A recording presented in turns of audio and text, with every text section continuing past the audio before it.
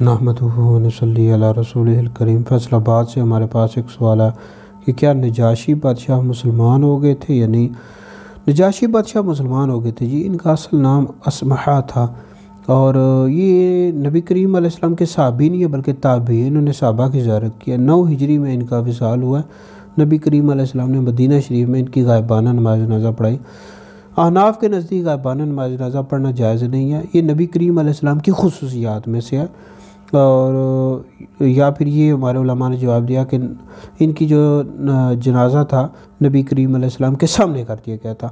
تو اس حوالے سے جی مسند احمد بن حنبل میں حدیث موجود ہے، حضرت سیدنا عمران بن حسین رضی اللہ تعالیٰ عنہ سے روایت ہے کہ نبی پاک علیہ السلام نے ہمیں خبر دی کہ تمہارے بھائی نجاشی کا انتقال ہو گیا، اس پر نماز جنازہ پڑھو۔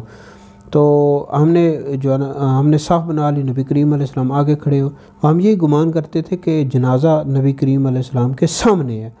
اس طرح نبی کریم علیہ السلام نے ایک اور بھی صحابی کی نماز جنازہ غائبانہ نماز جنازہ پڑھائی ہے، حضرت سیدنا معاویہ بن معاویہ لیثی رضی اللہ تعالیٰ عنہ کی، یہ مسند ابی یعلا میں حدیث موجود ہے۔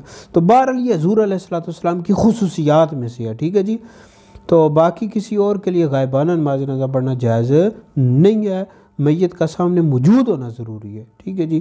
تو بہرحال جو حضرت نجاشی رحمۃ اللہ علیہ تھے، یہ انہوں نے کلمہ پڑھ لیا تھا، یہ مسلمان ہو گئے تھے، یہ صحابی نہیں ہے بلکہ تابعی ہیں۔